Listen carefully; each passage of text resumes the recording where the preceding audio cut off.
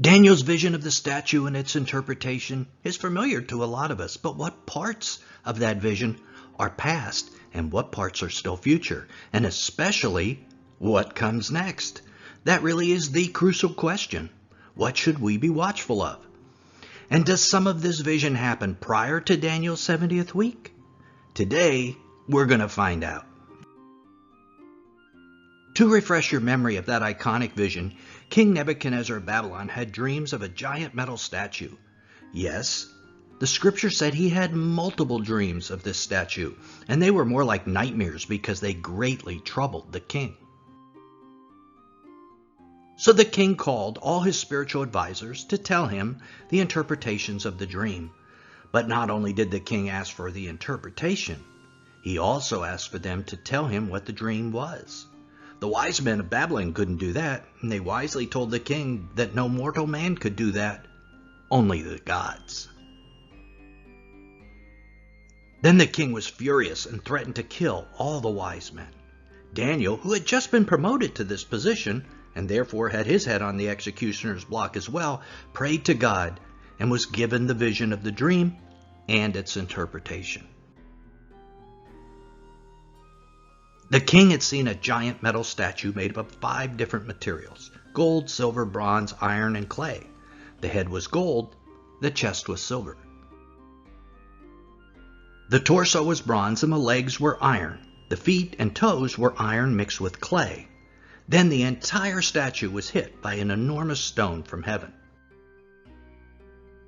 And it was pulverized, and the rock grew into a mountain that filled the whole earth. Daniel was also given an interpretation. Nebuchadnezzar was the head of gold. The silver kingdom followed his, bronze would follow that, and then the kingdom of iron. And at the end of the earthly kingdoms, there would be the feet and toes, which would be a mixed kingdom, in that you saw the feet and toes, partly of potter's clay and partly of iron. It will be a divided kingdom. Then, of course, a heavenly kingdom is formed. The stone, which is Jesus, pulverizes the other kingdoms all at one time, and his kingdom grows to fill the whole world. Now we come to the difficult part of the interpretation. Which of these kingdoms are entirely past and which are still future? We know the head of gold was Nebuchadnezzar's Babylon, and that the silver kingdom was the one that followed it, Persia. Both of these kingdoms are past. But what about the 4 others? The bronze, the iron and clay mixed in Jesus' kingdom. Are we looking at the past or the future here? It makes a lot of difference. The traditional interpretation is that the 3rd kingdom is Greece. And that, of course, followed Persia, and they conquered Persia. Now, I've never heard anyone disagree with that point, so we can pretty safely say that the Bronze Kingdom is Greece. Then we come to the Iron Kingdom, the Iron Legs. Traditional interpretations are split and really hotly debated on this point, either Rome or Islam. But I've never heard anyone argue that this is a future kingdom that hasn't formed yet. Rather, I think most believe the feet and toes is where the future aspect begins. However, some will disagree and say that even the stone that crushes the statue is Jesus' first coming, that it's all past, that the entire statue is in the past. Let's look at that. God told Daniel a stone was cut out without human hands, and it struck the statue on its feet of iron and clay and crushed them. Then the iron, the clay, the bronze, the silver, the gold were crushed all at the same time and became like chaff from a summer threshing floor. And the wind carried them away so that not a trace of them was found. And just as a curiosity, you may like to know that Jesus spoke of this same event to the Pharisees. And he who falls on this stone will be broken to pieces. But on whomever it falls, it will scatter him like dust. So here Jesus was equating himself with the stone that pulverized the statue. From Daniel, we see that the iron, clay, bronze, silver, and gold were all crushed at the same time the stone hit the statue. and they were crushed as one. Did that happen during Jesus' first coming? Were the kingdoms of the earth crushed all at the same time back in the first century? Hardly. Elements of those kingdoms, their art, culture, language, and especially the authority to rule over men, has been passed on from one to the next and still remains today. Jesus' second coming will crush them and do away with those elements. However, his first coming did not do that crushing. But a real question we have to ask at this point is, are all the kingdoms destroyed at the same time, even in the future? I mean, Babylon and Persia and Greece have been off the world stage for 2,000 years or more. How can it be they are all destroyed at the same time? Now, Daniel 7 and the image of the four beasts is a similar chapter, and many biblical scholars believe the four beasts and the four kingdoms of the statue are the same. But they are not. When we look at how the four beasts are destroyed, we read, "Then I continued to watch because of the boastful words of the horn that was speaking. I kept looking until the beast was slain and his body destroyed and thrown into the blazing fire. The other beasts had been stripped of their authority but were allowed to live on for a period of time." So the statue kingdoms are destroyed at the coming of Christ all at one time. But three of the four beasts are allowed to live on, but stripped of their authority. That is a very interesting difference, and it proves that they are different and not the same.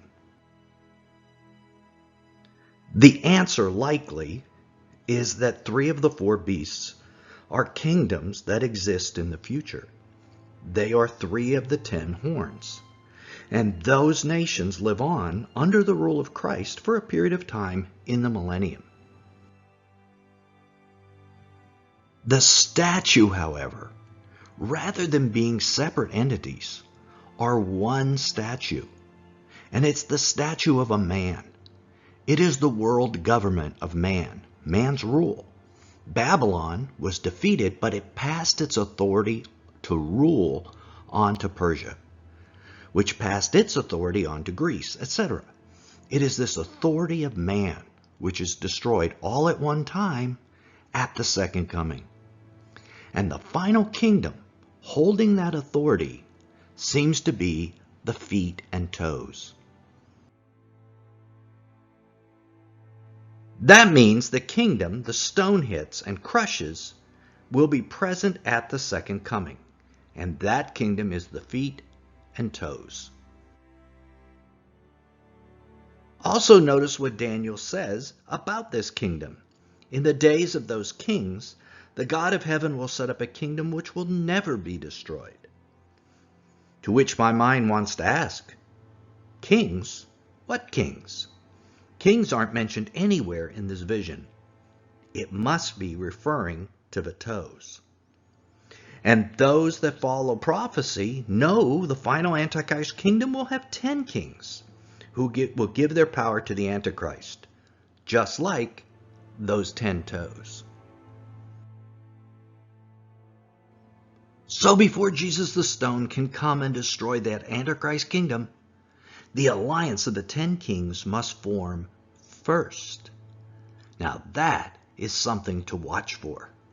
And their forming is prior to the 70th week of Daniel.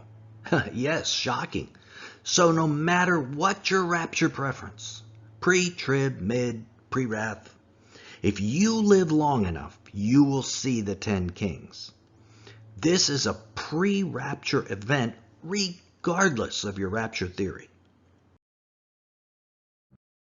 We know from Daniel 7:7, where the beast is said to have 10 horns, another symbolic image of these same kings. And chronologically, this happens prior to Daniel 7:9 through 10. Big deal, you might think. So what? But as we discussed previously in this video from last year, Daniel 7, 9 through 10 is the same set of events as Revelation chapters 4 and 5, which occur prior to the opening of a single seal. So the 10 horns are all prior to the opening of the seals as well. If you want to see this video, just click on the banner. And the kingdom of these 10 kings will not be unified like the other kingdoms that came before it, Babylon, Persia, Greece. It will be part iron and part clay, which isn't even a metal. Now, we've explained the future aspects of this prophecy, but not what the iron means or what the clay means. Now, if you want to know about the iron, click right here and keep watching, and we'll try to help you identify if it's Rome or if it's Islam and why. And if you want to know about the identity of the clay, or at least who we think it is, you can click right here. And if you haven't subscribed, be sure to do so and also ring the bell notification so you can be notified the minute a new video like this one is released. Till then, this is Nelson, and I'll see you there.